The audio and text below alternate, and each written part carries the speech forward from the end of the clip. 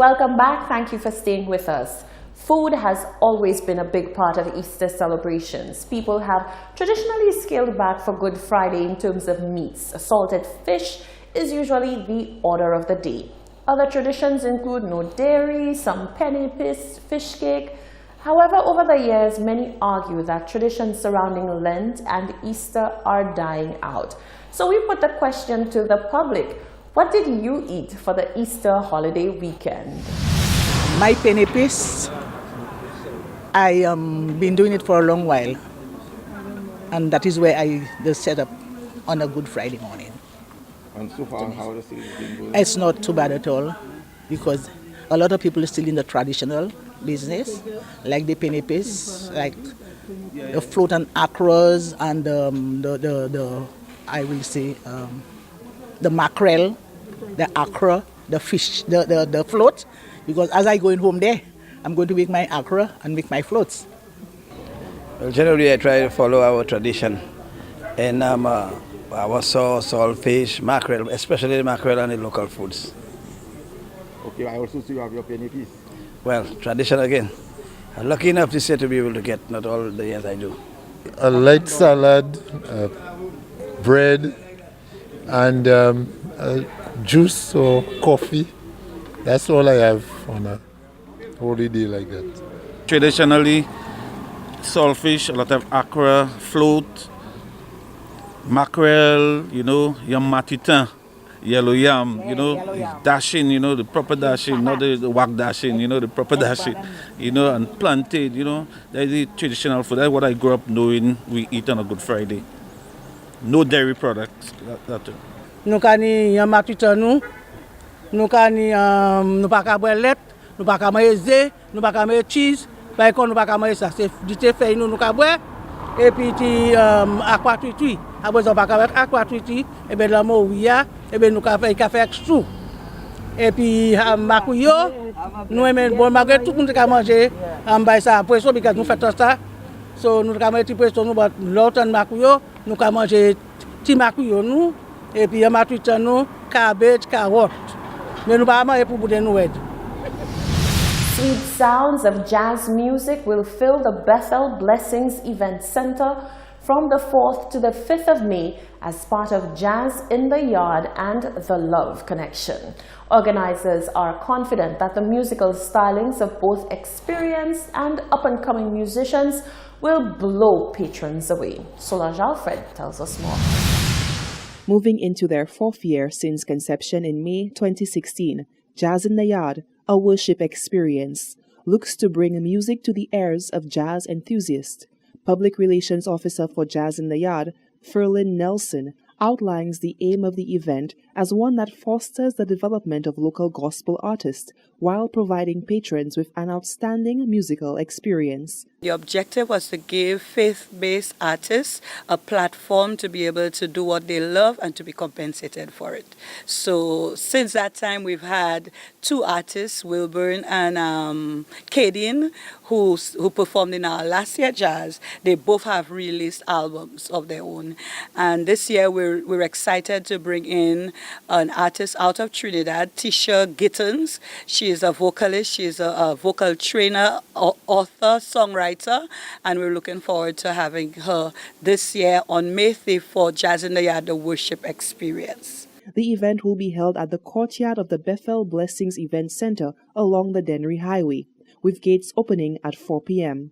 Nelson says feedback from past events has been positive and organizers remain confident this year will be greater. They've always said it's a wonderful place to bring your family, to align with their friends and so on. They talk about the food being good, the artists. I mean, they are astounded that we have so many talented artists, musicians, singers in St. Lucia and from the church. So the feedback has been really, really good from the last 3 years. Jazz in the Yard, to be held on May 4th, will include musical performances, bouncy castles, and children under the age of 12 can enter free. Furthermore, Nelson adds, Day 2 of the event looks to showcase contemporary music in a show dubbed The Love Connection. We also have a May 5th event, which is the Love Connection, and the headliner is Rob, Zai, and Finesse, as well as Shemelus, Sylvanus Ernest, Janai Nobal, and Junior Etienne, and Stage 8. So I'm excited to see the different persons who are coming on. Shirley and Cyril will be there for the May 4th event. We have Roberta Wilfred, we have just a few other persons, Vanaya, Ferdinand, young persons who are coming up and coming young persons, young musicians and artists who will be performing at the May 4th and 5th event. Tickets are $50 and ticket outlets include Plants Place Dennery, Lindsay's Jewelry Castries, and Total Healthcare Pharmacy in Viewfort. Reporting for Hot 7 News, I am Solange Alfred. Thank you, Solange. The generosity and thoughtfulness of the Church of Jesus Christ of Latter-day Saints is expected to assist with the service provided to patients at the Victoria Hospital. Fennell Neptune tells us more. On behalf of the management and staff of Victoria Hospital, I extend sincere thanks and appreciation to the Church of Jesus Christ of the Latter-day Saints. The Church of Jesus Christ of Latter-day Saints recently made a donation of medical equipment and supplies to the Victoria Hospital. The medical equipment is expected to assist physicians in taking better care of their patients. Representative of the Church of Jesus Christ of Latter-day Saints, Elder Michael Fieldon, says his organization remains committed to its humanitarian efforts and expressed hope that the medical supplies and equipment will be a blessing to the patients. The humanitarian arm of the church, we're encouraged to donate. Our little grandchildren can donate $1. Both members and non-members have contributed to the fund, because 100% of the fund is used for donations, for assistance. So we like to partner with good folks like Victoria Hospital, because we like to give back for the service that you render here in the community, and so we're very thankful for that. Executive Director of the Victoria Hospital, Brenda Calix, expressed appreciation to the church for the generous contribution, which will play an integral part in providing care to St. Lucians. This is not the first time we have received donations from the Church of Latter-day Saints, and we are always very grateful for their consideration of us at Victoria Hospital. We have today received a few small equipment and some supplies, which will enhance the capacity of the staff and as well as assist in making the lives of the patients in our care more comfortable. The donation of medical supplies and equipment included manual and motorized trolleys, vital sign monitors, patient monitor, ECG machines, bed sheets, and waiting chairs. From the Communications Unit in the Ministry of Health and Wellness, Miguel Morissette reporting. The Caribbean Postal Togetherness event was held over the Easter weekend at the Finance Administrative Center to breathe life back into the Postal Club of St. Lucia, as well as postal clubs throughout the region. Solange Alfred reports. Postal workers throughout the Caribbean converged in St. Lucia for the annual Caribbean Postal Togetherness event. The event offered a range of speakers the opportunity to address many concerns facing the postal service throughout the region.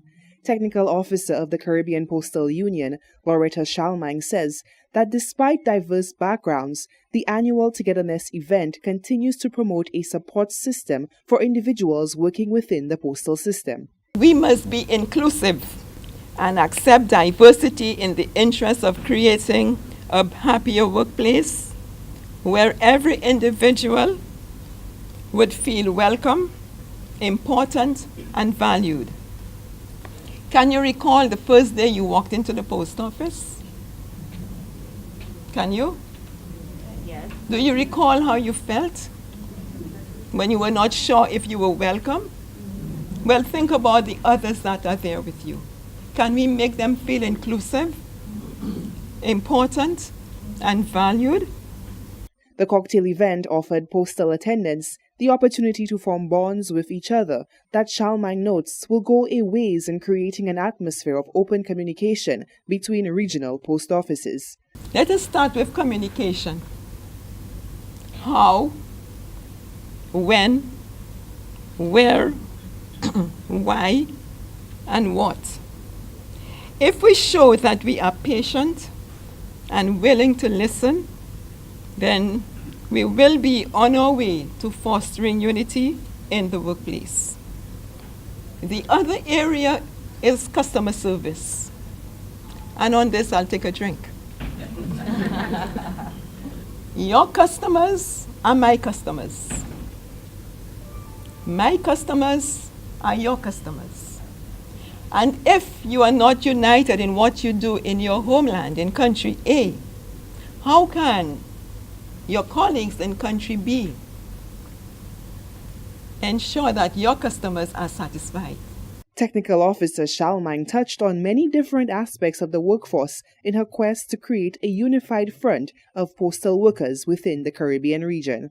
Reporting for Hot 7 News, I am Solange Alfred. This is the Hot 7 News. Tennyson Glasgow is up next with all the sporting action.